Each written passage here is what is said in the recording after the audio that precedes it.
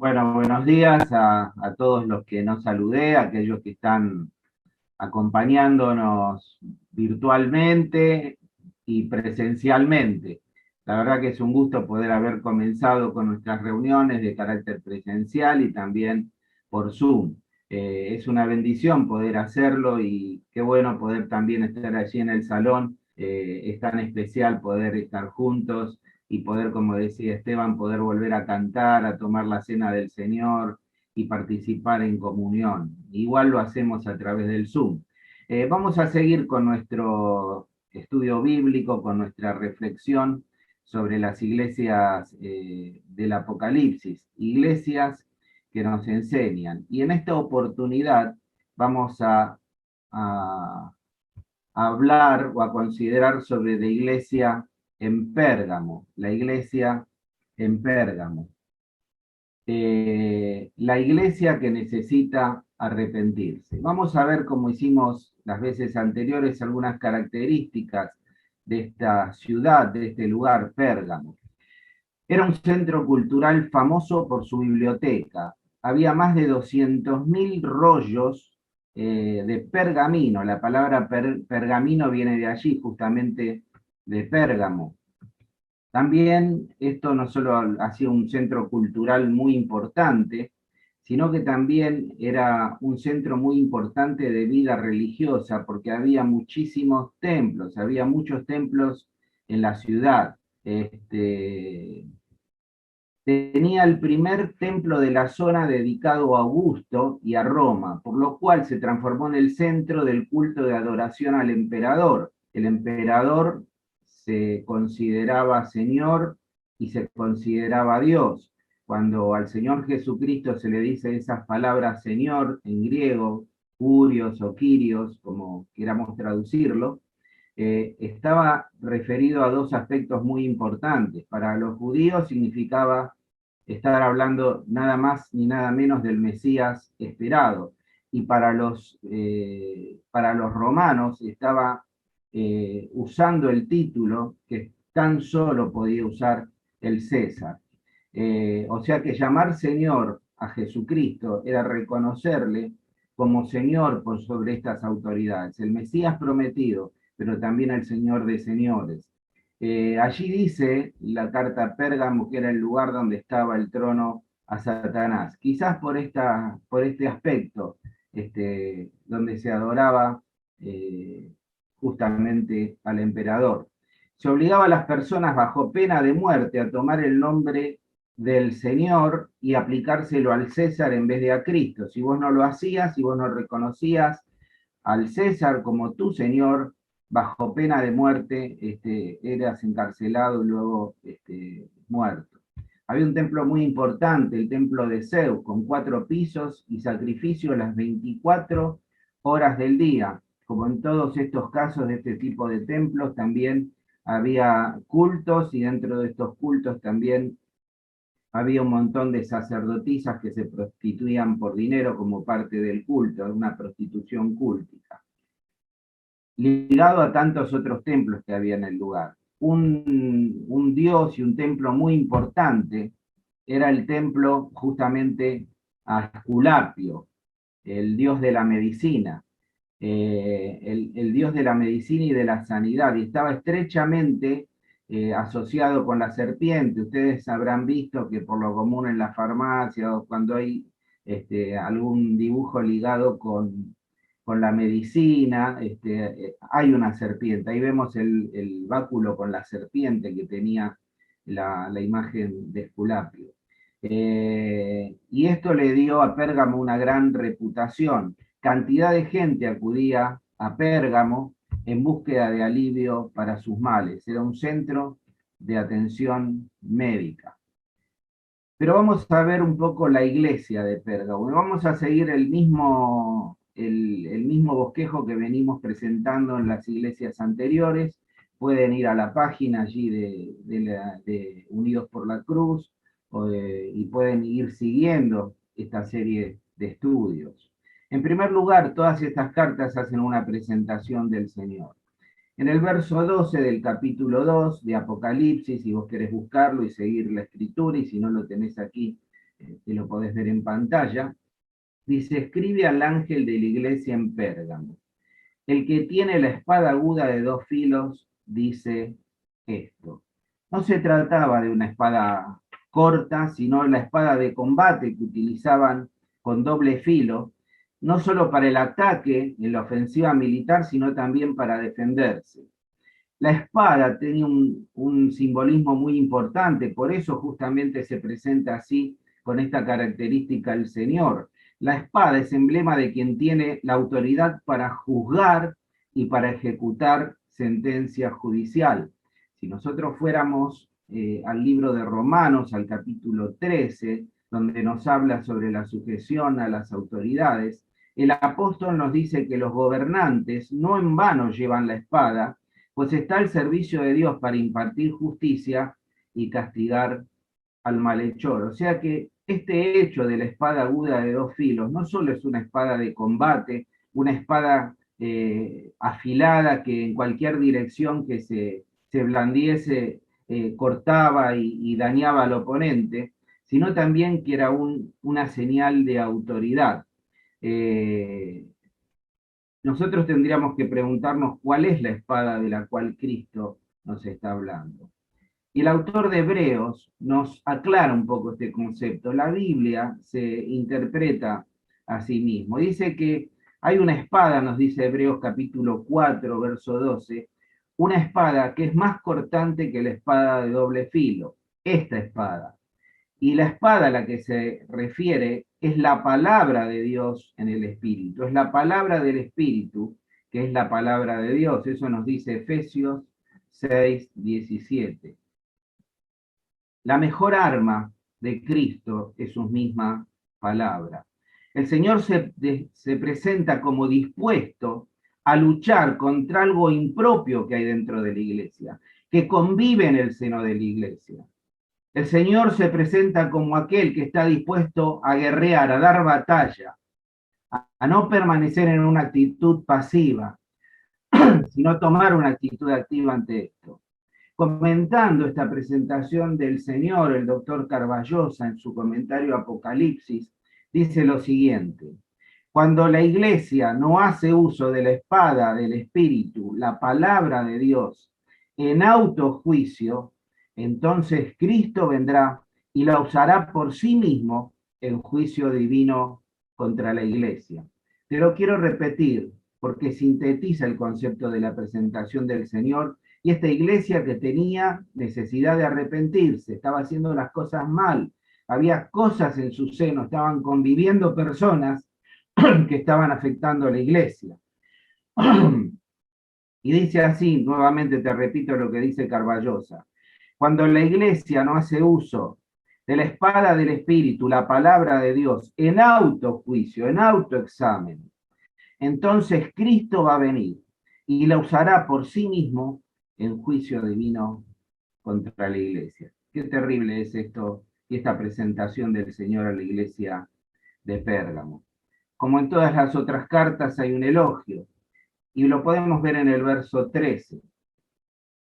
Dice: yo conozco tus obras y dónde moras. Este yo conozco tus obras lo repite en diferentes mensajes a las iglesias.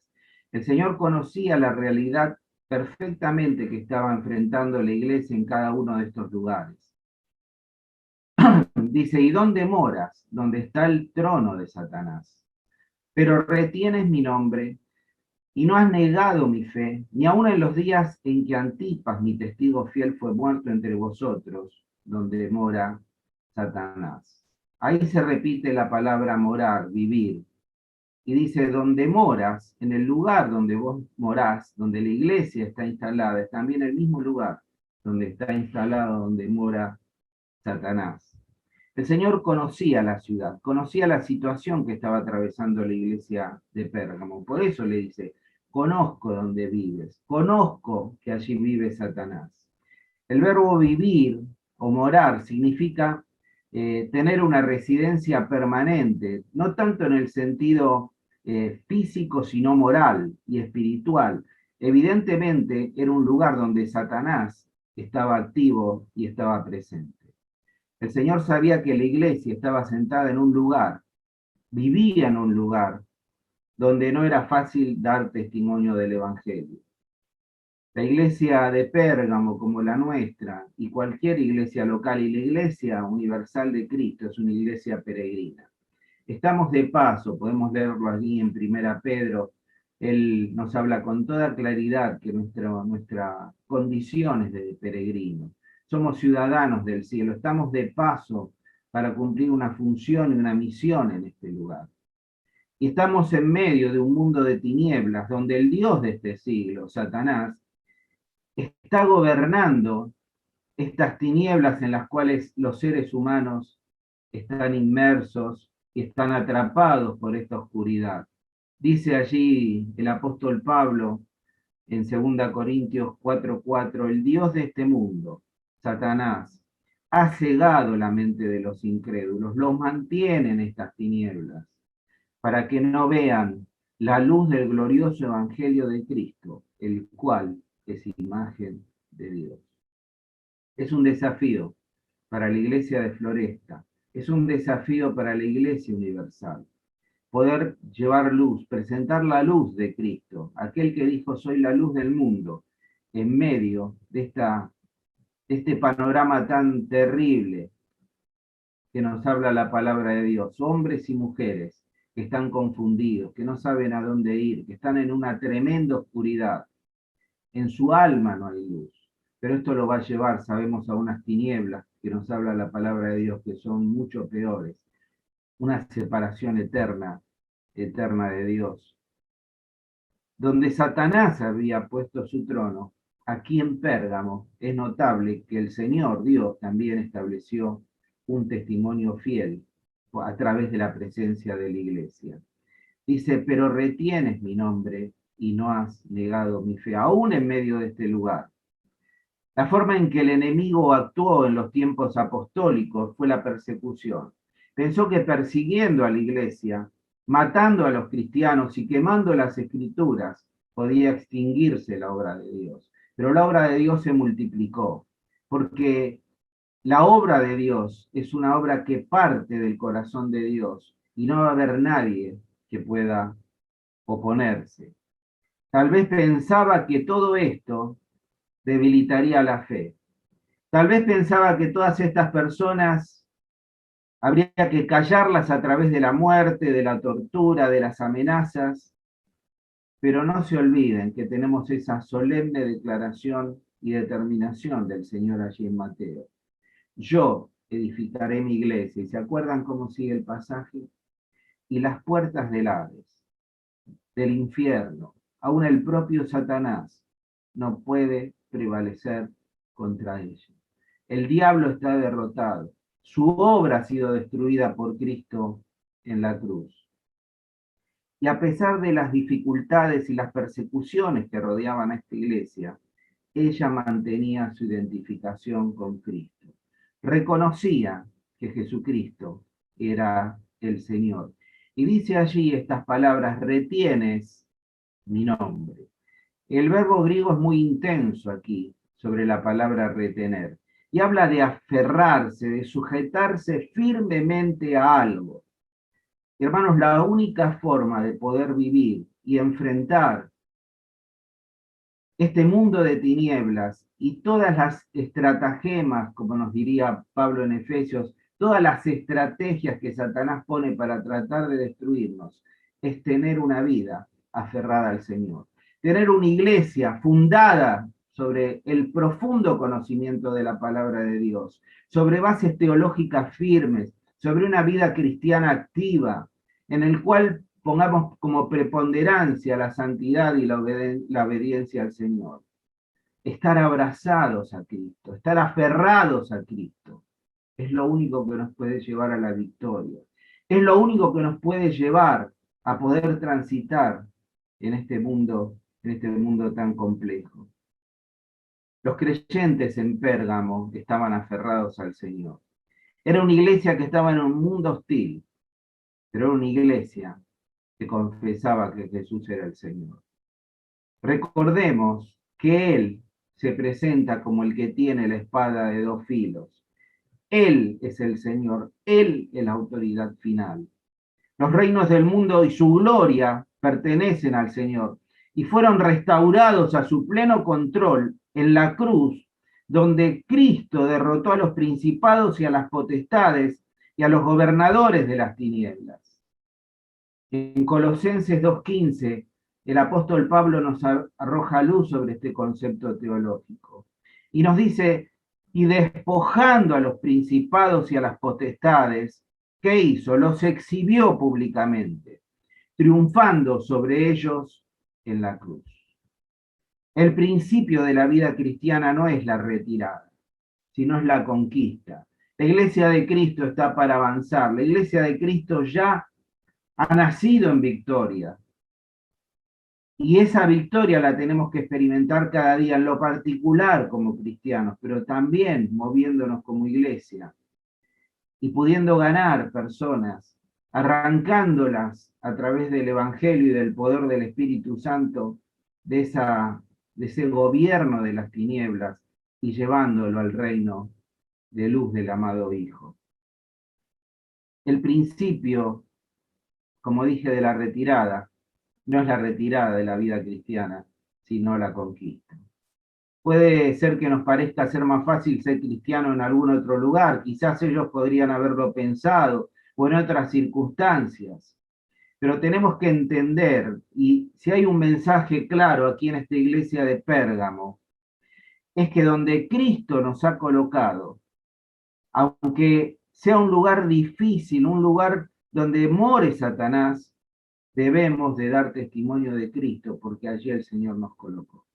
A veces cuando decimos este barrio es duro, hay mucha oposición, no puedo dejar de pensar en esta obra y en Pakistán, ¿no? Que estamos tan relacionados. Siempre cito esto porque es algo con lo que tenemos mucho contacto.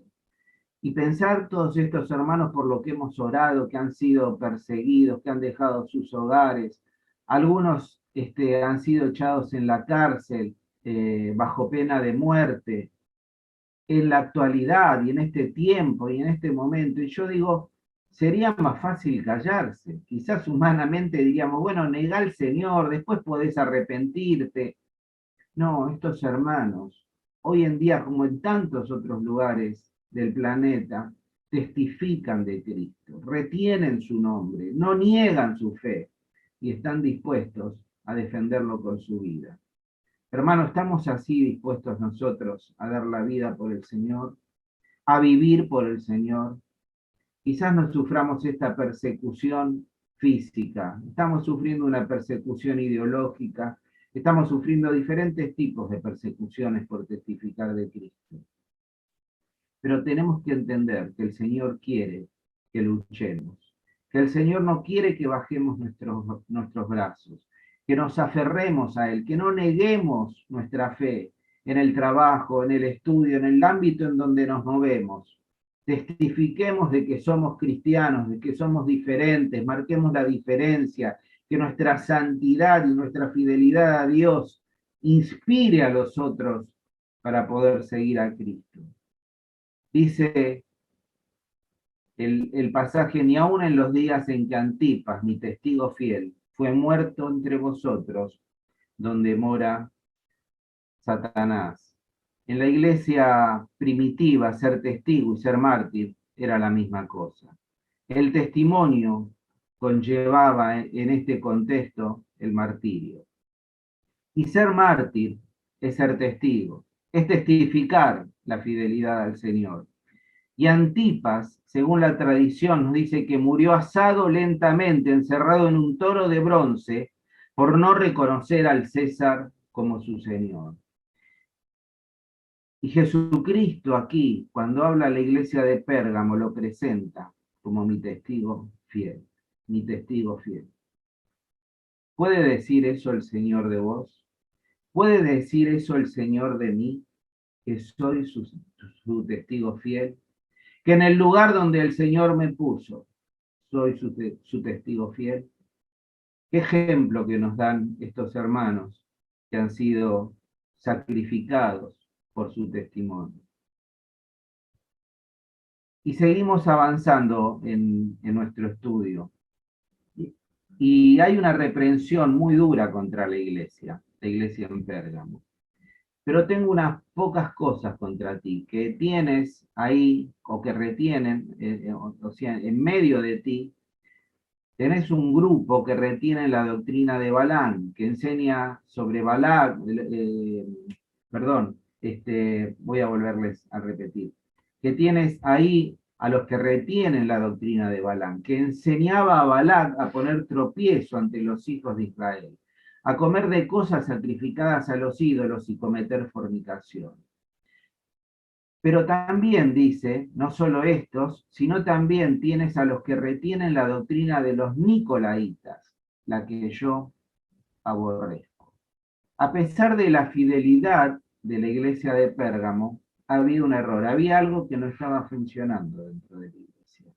Resalta, elogia su fidelidad, pero había quienes seguían la doctrina de Balaam y de los nicolaitas. No tengo tiempo para detenerme en cuál era exactamente la doctrina de cada uno de ellos, pero ambos, de diferentes formas, lo que quiere simbolizar y sintetizar aquí este mensaje, sobre todo en cuanto a las doctrinas de los nicolaitas, estas personas que estaban conviviendo y viviendo en el seno de la iglesia, es que provocaban a dar rienda suelta a la inmoralidad en relaciones ilegales y sacrílegas con mujeres, lo que se hacía en los templos, y dar culto también a los ídolos. Puede que describa a un maestro malvado que estaba contaminando al pueblo de Dios con su enseñanza, una enseñanza herética que acabaría por destruir a la iglesia local. Era un intento, en cierta forma, de llegar a un acuerdo con las costumbres normales de la sociedad, reteniendo lo más posible esas costumbres dentro del sistema cristiano. Era como un sincretismo entre el cristianismo y la idolatría. Era tratar de quedar bien con todos. Y para Juan estos nicolaitas eran peores que los paganos, porque eran los enemigos que teníamos o que tenía la iglesia dentro de sus puertas, en el seno de la iglesia. Y estaban dañando profundamente con sus enseñanzas y confundiendo a los cristianos que formaban parte del cuerpo de Cristo en la iglesia local en Pérgamo. Los nicolaitas no estaban dispuestos a ser diferentes. Por eso eran tan peligrosos. Porque si su enseñanza se hubiera diseminado y hubiera tenido éxito, el mundo habría cambiado al cristianismo en lugar del cristianismo cambiar al mundo. Y esto es gravísimo. El que no esté dispuesto a ser diferente no tiene por qué comenzar el camino cristiano. A veces planteamos y decimos que el camino cristiano no es un camino fácil. El seguir a Cristo no es un lecho de rosas. Y tenemos que estar dispuestos a pagar un precio. Y tenemos que replantearnos si queremos ser sus discípulos, si queremos seguir al Señor. Tenemos inmensas bendiciones de parte de Dios, pero también Él exige, hay exigencias. Tenemos que vivir vidas de fidelidad, vidas de santidad, vidas en las cuales la gente que nos rodee se dé cuenta que somos diferentes y mostrar a Cristo a través de nuestras acciones. La palabra quizás más corriente en el Nuevo Testamento para definir un cristiano sea los santos, que quiere decir justamente esto, alguien que es diferente, alguien que es apartado por Dios con un propósito. El aviso que le da acá este Cristo resucitado en su presentación es que o hace algo la iglesia local o él va a hacerles la guerra. La amenaza de Cristo es que él está dispuesto a pelear con esa espada aguda de doble filo, con esa espada de su boca. Y cuando hablamos de la palabra de Dios, pensamos que la palabra de Dios es maravillosa porque trae convicción de pecado. Somos confrontados con la verdad y con nuestro fracaso al tratar de cumplir por nuestros méritos con las exigencias divinas y nos damos cuenta que hay una realidad que convive en nosotros, que es el pecado. Y la palabra de Dios nos desnuda delante de Dios y nos muestra que todos somos pecadores. Pero esta palabra maravillosa y amorosa de Cristo es una invitación que convence al hombre de pecado y que da la posibilidad, la invitación a volver al amor de Dios a través de creer que Jesucristo murió en la cruz del Calvario por cada uno de ellos y recibir en su corazón esta salvación. Estar dispuesto a poner su vida en las manos de Dios para que Dios nos limpie de pecado y nos dé una nueva vida. Y hay una maravillosa promesa en esta palabra de Dios. En esta palabra que nos trae convicción de pecado, que invita a acercarse a Dios, que promete la salvación. Porque a través de la cruz, dice allí en Hechos capítulo 4:12, a través de Cristo no hay otro nombre debajo del cielo dado a los hombres en quien podamos ser salvos. La conquista de Cristo es su poder para ganar a las personas por su muestra de amor. Y cuando pensamos en la obra maravillosa y en la persona del Señor Jesús, quizás podemos sintetizarlo en la palabra amor. Pero este amor también caracteriza a Cristo su santidad. Y Él nos dice que no va a dar por inocente al culpable. Y aquí se presenta en la iglesia de Pérgamo como un Dios amoroso, sí, pero como un Dios que se presenta desde el inicio como alguien que tiene la autoridad para juzgar y que no va a dar por inocente al culpable. Y es alguien que juzga a su pueblo en el presente y que ha de juzgar a la humanidad en el futuro. Dice allí Hechos 10:42. Él nos mandó a predicar al pueblo, dice Pablo, y a dar solemne testimonio de que ha sido nombrado por Dios. ¿Cómo qué? Como juez. ¿De quiénes? De vivos y de muertos. A veces pensamos que el juicio es futuro, el juicio es actual, hermanos. El juicio es hoy, el juicio es cada día. Dice Hebreos 10:31, horrenda cosa es caer en manos del Dios vivo. En su palabra hay juicio. Dice allí Jeremías 25:31, el estruendo llega hasta los confines de la tierra. Porque el Señor litiga contra las naciones, enjuicia a todos los mortales y pasa por espada a los malvados, dice el Señor. Qué terrible, ¿no? Qué presentación del Señor. Ese Dios amoroso, misericordioso, compasivo, que nos atrajo con sus cuerdas de amor, que demostró su amor en su máxima intensidad en la cruz. Es el mismo que ahora se presenta como juez de todas las naciones, pero como juez de la iglesia, como juez de tu vida y como juez de mi vida. Y dice, sigue el pasaje en el verso 16, y da un desafío expresado a los cristianos. Por tanto, en vista de estas cosas, en vista de lo que hemos considerado, la palabra es clara. No tenés alternativa. Arrepentite, arrepiéntete, pues si no, vendré a ti pronto. ¿Cuándo? En la segunda venida no. Ahora. Y pelearé contra ellos con la espada de mi boca. Los cristianos de Pérgamo tenían un solo camino, arrepentirse. ¿Por qué? Por no haber expulsado a los nicolaitas y a sus seguidores de en medio de ellos. Tenían que reconocer que se habían comportado mal, porque si Jesús aborrecía la obra de esta gente, ellos también deberían de repudiarlo, debían de repudiarlos. Por eso invita a los cristianos a que conviertan su flojedad en vigilancia. Hermanos, tenemos que vigilar y velar por la salud del cuerpo de Cristo. Por eso, lo que les está diciendo en otras palabras, tienen que imponer disciplina espiritual. Qué difícil que es esto, ¿no? Disciplinar. Dice la palabra de Dios que el Padre que ama a sus hijos disciplina. No para destrucción, no para destruirlos, sino para exhortarlos, para hacer lo que dejen el error, para volverlos al camino. Y la disciplina es una consecuencia y un producto del amor de Dios hacia la iglesia, que se ejerce a través de las autoridades de la iglesia. Cuando nos toca como pastores disciplinar, no es nada fácil. Es una responsabilidad delante de Dios y la congregación. Pero hermanos, tenemos que velar, no solo los pastores, sino cada uno de nosotros, por tener una iglesia saludable. No podemos tolerar ni por amiguismo, ni por trayectoria o por posición dentro de la iglesia a los que enferman el cuerpo de Cristo.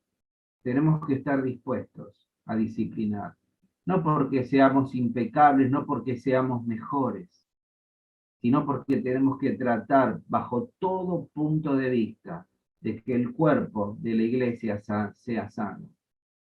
Lo que importa en una iglesia no es la cantidad, sino es la sanidad. Cuando una iglesia es sana, la cantidad es consecuencia.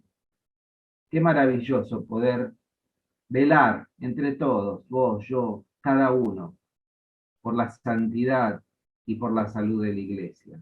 Si notamos, si vemos a algún hermano que anda desordenadamente, si notamos de algo que pueda dañar el cuerpo de Cristo, aún si cada uno de nosotros podemos ser los culpables de este daño, con nuestras palabras, con nuestras acciones, con nuestra forma de conducirnos dentro del cuerpo de Cristo, autoexaminémonos, arrepintámonos y podamos como iglesia mantener esta sanidad. Allí en Mateo habla bien claro de lo que se debe hacer.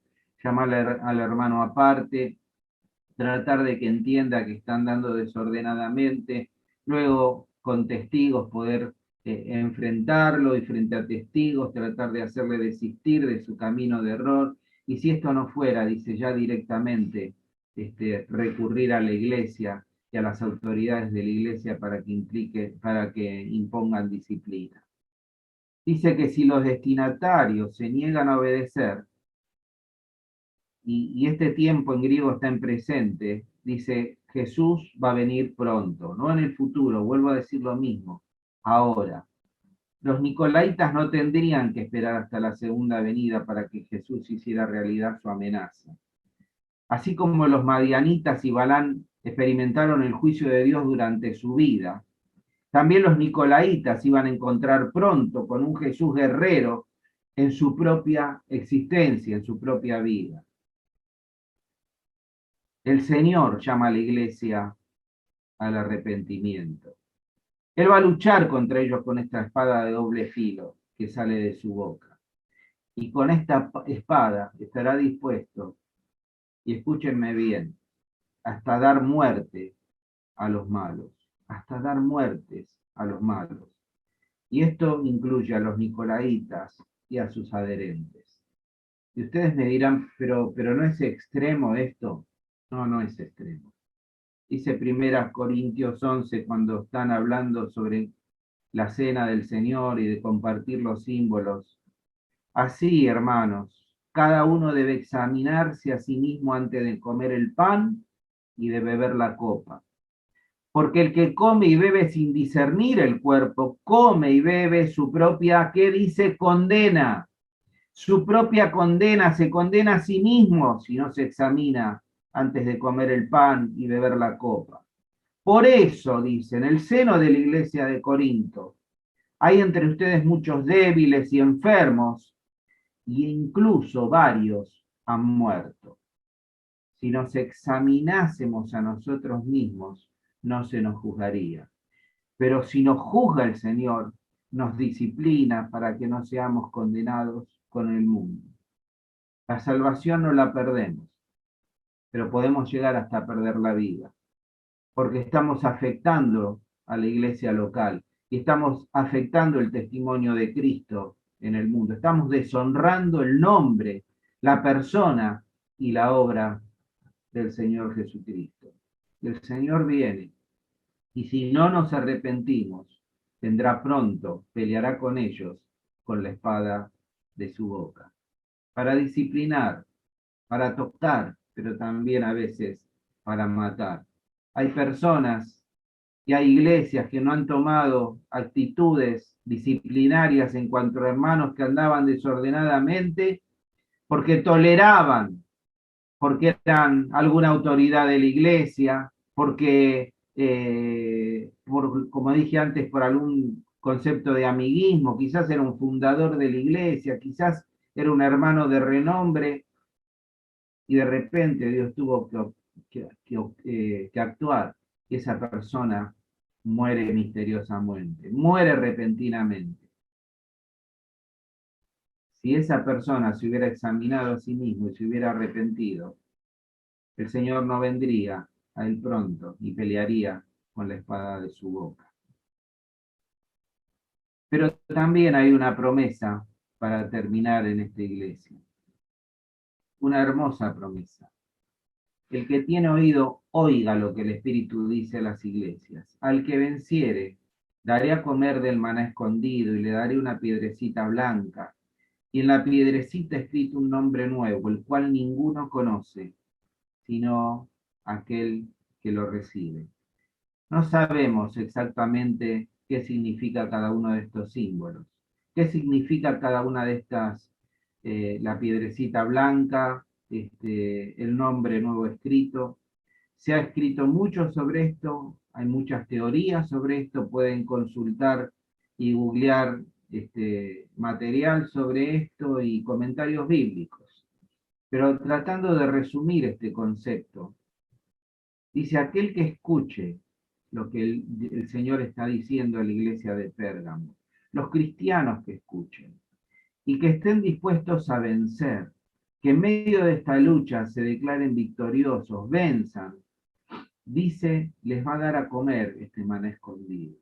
Van a profundizar, a disfrutar de esta comunión permanente y eterna con el Señor, con ese maná que descendió del cielo. Y va a ser aprobada su vida como justos, como aquellos que han cumplido y que han sido fieles hasta la muerte, que han mantenido su fidelidad. Y nos habla este contexto de una vida y una comunión eterna con el Señor, que comienza con la victoria de cada día, que comienza en ese hecho de la participación de la comunión íntima y profunda de cada uno de nosotros con Dios. Si hay pecado, hermanos, si hay cosas que no hemos confesado, si hay cosas que están enfermando nuestra vida, que venimos realizando desde hace tiempo, que quizás son pecados ocultos que la iglesia y los hermanos y nuestros allegados no conocen, hábitos que nos esclavizan, la pornografía, actitudes fuera de lugar, deshonestidades, tantas cosas que puede haber, adulterio. Es el momento de arrepentirse, es el momento de examinarse, es el momento de poder ponerse a cuenta con Dios, porque si no el Señor va a venir con su espada de doble filo y te va a tocar y no te va a gustar, porque horrenda cosa es caer en las manos del Dios vivo. Pero lo peor de todo esto es que te va a pasar lo que acá nos dice el mensaje de la iglesia de Pérgamo. No vas a poder experimentar este comer diariamente del Señor, este alimentarte de Él, este recibir de Él, esta comunión íntima y profunda con el Señor, si no estás dispuesto a arrepentirte. Lo primero que cortamos es la comunión con Dios. Y cuando corto mi comunión con Dios por el pecado, todo lo demás es fracaso, es destrucción, es una vida que va a pagar las consecuencias por ir en contra de la voluntad de Dios, por romper con esa santidad que Dios quiere de cada uno de nosotros. Quizás los demás no se den cuenta, quizás los demás no lo vean, pero vos no tenés que estar dispuesto a tolerar nada en tu vida. Y vuelvo a esa palabra tolerar porque la dice aquí este mensaje. Ellos toleraban lo que le estaba contaminando el cuerpo místico que era la iglesia. Vos no podés tolerar nada que contamine tu cuerpo, el templo de tu espíritu, y que te separe de Dios. Y como iglesia, hermanos, el gran mensaje es defender. Defender con todo lo que podamos la unidad del cuerpo de Cristo, la sanidad del cuerpo de Cristo, para que Cristo sea glorificado a través de la iglesia de Floresta y podamos mostrar al mundo su gloria. Que el Señor nos bendiga y podamos reflexionar en estos conceptos que considero tan importantes y el Señor nos lleve en este día a la reflexión. Sería buen momento para que cada uno delante de Dios incline sus rostros, se haga un autoexamen y pensá si hay algo que estás tolerando que Dios no tolera, que Dios no quiere. Te arrepentiste. El Señor es ese juez justo, amoroso, que dio todo por vos y que está dispuesto a perdonar, a sanar, a darte la fuerza y la victoria para poder seguir adelante en la vida cristiana, disfrutando de semana, disfrutando de esa comunión íntima, participando de ese pan de bendición que es la persona del Señor Jesús, experimentando su poder, su compañía y su amor cada día. Y eso no tiene precio, no tiene precio, ni hay nada que justifique el vivir separados de Dios. Vamos a terminar con una oración y luego le voy a dar paso a la iglesia, allí en Floresta, para que Sebastián termine con la reunión. Tenemos una oración y luego le doy el paso a Sebastián. Oramos.